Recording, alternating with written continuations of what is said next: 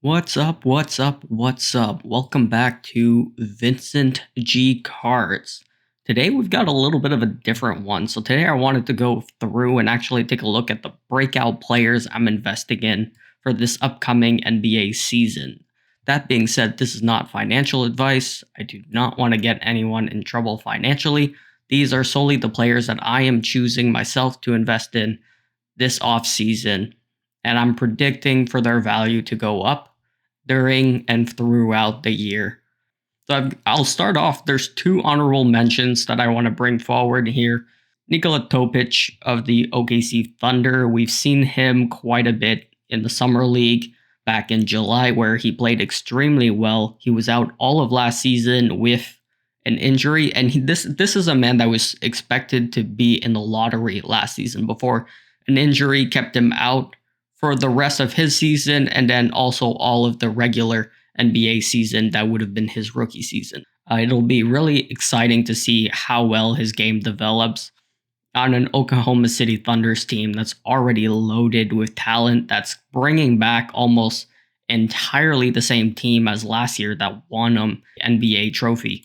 He's already considered a pretty high value player. He's definitely not slept on. People are aware that he has a high upside in the card market and in the hobby. So his entry price is going to be higher than some of the other players I have on this list. And there's a lot of also unknowns. Like, he could easily finish sitting on the bench. OKC's also an extremely good development system for young players to be able to grow.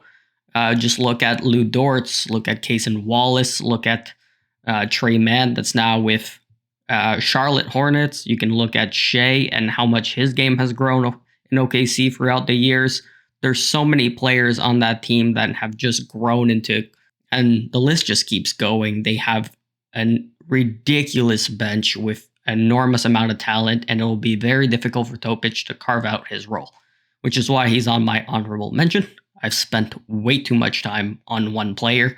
Let's keep it going. My second honorable mention is Quentin Grimes, who played extremely well for the 76ers with all of their injuries last year.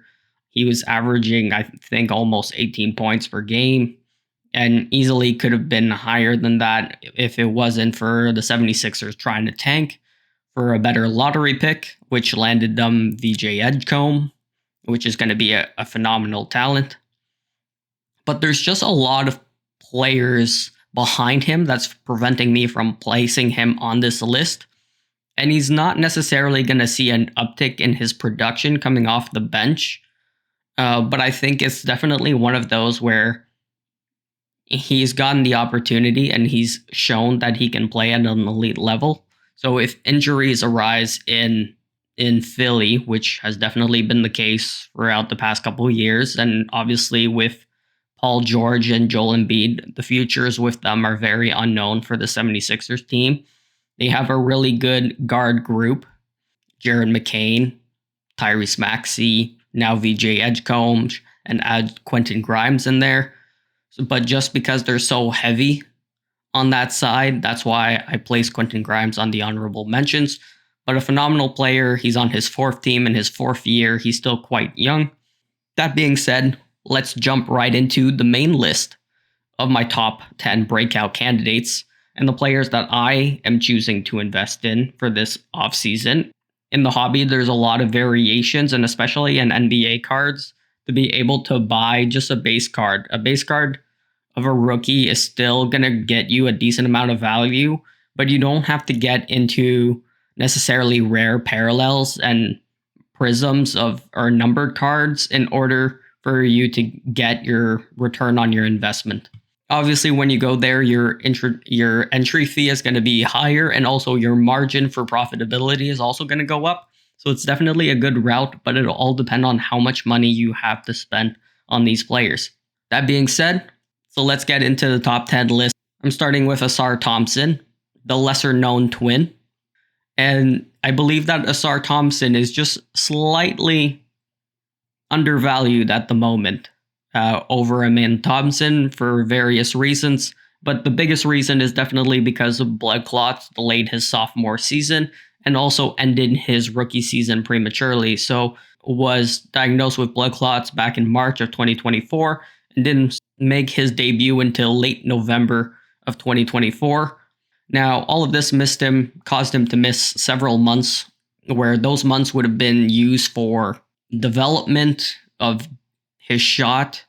He could have been practicing. Instead, he was rehabbing from his blood clot injury, and I think that delayed a lot of his progression as a player. But coming into his third season, he's poised to have a breakout year because he'll be healthy, because he's going to have a training camp under his belt.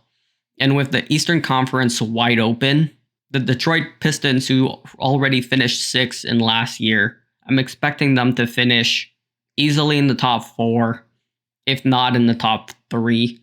It'll be an extremely good season for this Detroit Pistons team. For Detroit fans, I don't want to jinx you. I'm not trying to do any of that. If it does end up in a monumental collapse, I do apologize sincerely. But it'll be very difficult to do so when you look at the teams that are going to be competitive in the Eastern Conference this year. So for all of those reasons, I'm expecting Ausar Thompson's cards to increase in value as to where it is right now. Second player on this list is Kel'el Ware from the Miami Heat. Usually big men like Kel'el Ware don't tend to get a lot of value in the hobby. Generally speaking, cards that will gain value are high shooting guards. Think of players like Tyrese Maxey, Trae Young, Luka, Anthony Edwards, etc., etc. Those are your big value there. Steph Curry, so on and so forth.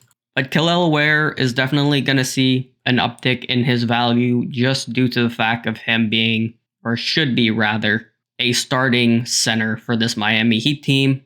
But the primary scoring is going to be on the shoulders of Tyler Hero and Bam Adebayo. Once again, realistically, Miami's always had that Heat culture for grittiness. I definitely think they're going to find a way to make it into the top 6 and once again get into the playoffs. I just don't see a situation where they slip out of the top 8 even. But that said, Kel'el Ware should see an uptick in his production. He started off the season barely playing up until the Jimmy Butler trade. He's an extremely mobile big and elite rim protector. His shooting needs to be more consistent, and he definitely needs to be a better finisher. He's extremely good as a lob threat, but he doesn't really have any sort of post moves. Regardless of all of that, just out of the sheer minutes that he's going to get, I expect Kel'el Ware's production to go up. I think his value is going to go up as well. Personally, he is a card that I am holding, so I'll be following that along with the rest of you. So Bub Carrington from the Washington Wizards. I am very high on Bub Carrington. I think he's a great player. The Washington Wizards did a good job of bringing in veterans and also adding talent. So I think Bub Carrington, he's been given the keys to be the starting point guard this season, but he's not going to have to do it alone. He'll have Chris Middleton with him. He'll have CJ McCollum with him. Not to mention the talent that's going to be around that team with Alex Sarr, Bilal Coulibaly, and the recently drafted Trey Mans. I think there's just a plethora of options for him as a young guard to not have to take all of the scoring and all of the playmaking solely on his shoulders. Potentially land as an 18-point per game scorer this year. And he's going to have the usage rate to be able to do it. He's going to have the touches to be able to do it. It'll just be a question of efficiency and if he can do it on a nightly basis. So, that being said, he's another player that I'll be watching throughout the season. It is not a card that I've picked up for myself, but it is definitely a card that I have been looking to get. Next player I've got is Jacoby Walter from the Toronto Raptors. Now, for those of you that are in the NBA scene, you probably have never heard of him. As a fellow Canadian following the Toronto Raptors, he is a player that I am extremely high on. I have loved watching his game progress through the last year. The reason why I have Jacoby Walter on this list is because the team lacks shooting. It does not lack finishing and cutters. They have a plethora of options at their forward position. They are very weak at their guard position beyond Emmanuel quickly being able to consistently hit 3-point shots. Ja'Kobe Walter brings in both sides. He was drafted as a two-way guard that was extremely good at shooting the ball and also extremely good at a point of attack defense. So because of that skill set, I think Ja'Kobe Walter and Grady Dick will be competing this season for minutes. And I think, honestly, it's going to be Ja'Kobe Walter's battle to lose. He does not have to need to have the ball often. He just needs to be an escape for players like Brandon Ingram, Emmanuel Quickly, Scotty Barnes, Jakob Poeltl, and be able to shoot the ball from 3-point range above 35%. So if he's able to do that, and the Toronto Raptors can have a successful season where they see themselves in a play-in or in a playoff position. Now, this next one on my list is pretty obvious. I don't think it'll come to a surprise to anyone, and that's Matas Buzelis. Easily one of the biggest, if not the biggest, steal in last year's draft. He was drafted way too late, in my opinion, and I think in a lot of people's opinions, he easily should have been a top 5 pick. But I mean, the Chicago Bulls, they hit a home run with this pick. He looked like an absolute all-star to finish off the second half of the season. Post all-star break, he was easily one of their best player, if not their best player, on a night-to-night basis. If the Bulls can finally offer Josh Giddey an extension, and they're going to have that group of 3, Josh Giddey, Coby White, and Buzelis, it'll be a great starting point for a Chicago Bulls team that have kind of just been in the middle for the past 4 or 5 seasons. You still have the Somu, you still have Patrick Williams, you still have Vucevic. You have the players to be able to put something competitive on paper. If he is able to take strides, and he could easily become a 25 point per game scorer, I don't think he needs to be that. But I think if Coby White is struggling, Josh Giddey has never been the type of player to average 30, and I don't think he ever will. But he can average 15, 15, and 15 almost every night. So if you can get 20 from Buzelis, you'll be happy with that.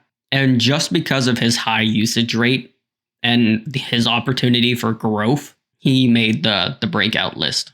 Now, similar to Topić, this isn't a secret to anyone, so his card is already sky high. But that shouldn't discourage you from buying into him as an investment because he should keep rising. Number 6 on my list is Cam Whitmore. Cam Whitmore's been in the league for a couple years now. I believe he has been in the league for 3 years, going into his 4th, if I'm not mistaken. But he's been playing mostly behind a very deep Houston Rockets team and has complained multiple times to the organization for not getting minutes. But now he's with the Washington Wizards, and the Houston Rockets even said that they chose an organization where to trade him that would have the best opportunity for him to become a star player. Although I think that might be a little high for Cam Whitmore if you're talking about all-star or superstar level talent.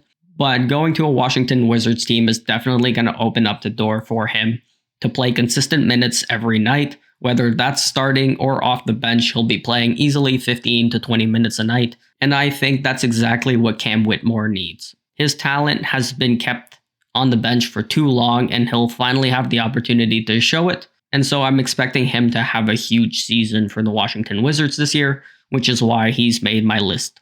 Number 7 is Zaccharie Risacher, the number 1 overall pick from last year's draft. Now, for a first overall pick, Zachary's name did not carry the same amount of weight as other first-round picks behind him, but do not mistake that for a lack of talent.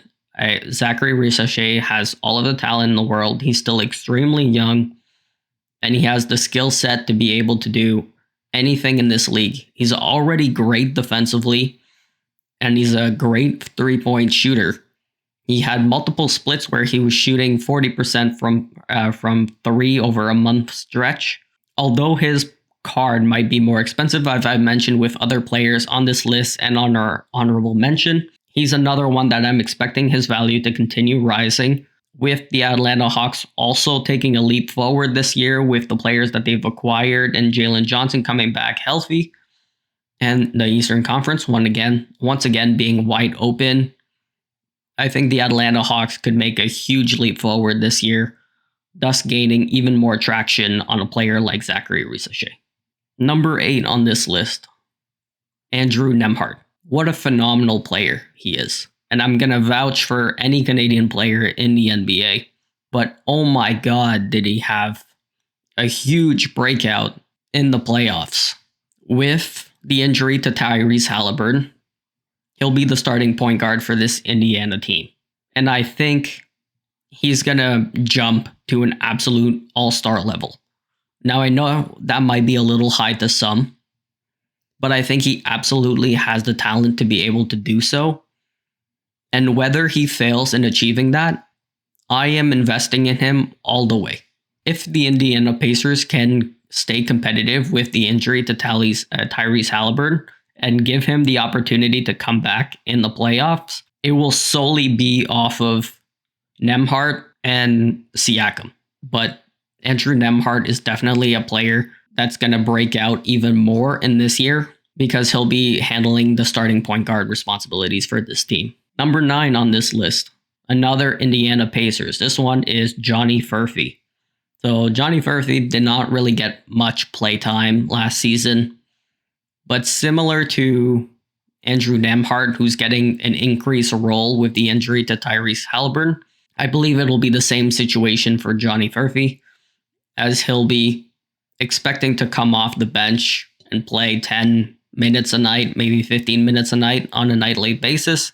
The Indiana Pacers already rely heavily on their bench. They have an extremely productive bench. This is what brought them to the NBA Finals, is the fact that they could throw out 12 to 14 players out there that could all go off for 20 points a night. But with all of those things, and Johnny Furphy's ridiculous athleticism, if you watch any of the Summer League highlights, you'll know what I'm talking about. And my last player on this list is going to be Reed Sheppard from the Houston Rockets. Now, Reed Sheppard, he was the 3rd overall pick last season. A lot of players say that he was kind of a bust, or not necessarily a bust, but perform outside of his expectations. People expected much more out of him, and he struggled a lot with his shooting. He wasn't playing consistently every night. He had stints in the G League where he played extremely well, but other nights he wasn't playing all that well. A lot of up and downs last season for a player that had really high expectations coming in. However, with that being said, with Houston trading away Dillon Brooks, trading away Cam Whitmore, it opens the door for, and I know they brought in this guy called Kevin Durant, but I'm not going to say but, that's easily going to be in the starting lineup, taking over, I believe, the 3. I believe KD's a 3.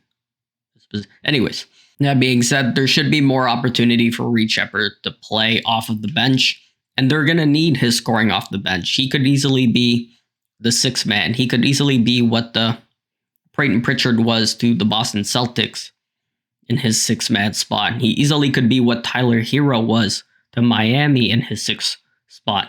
He could easily be what Jordan Poole was to the Warriors in the 6th-man spot. He has the skill set to be able to fill that mold. Reed Sheppard, he carries the 3rd overall pick expectations. I think the efficiency will be better this year. The playing time is going to be there for him this year. All of those things are pointing towards him having a breakout year for the Houston Rockets. But with that being said, that concludes my list of top 10 breakout candidates for next season, players that I am choosing to invest in their cards for the hobby. This is not financial advice that I'm giving you. It's only a personal opinion. But I'm curious, who's your breakout pick for the NBA season this year? Who have you invested in? Do you think any players on this list should be dropped? Let me know if you're going to be actually investing in any of these players or have already invested in any of the players that I named. I'll talk to you guys in the next one. Peace.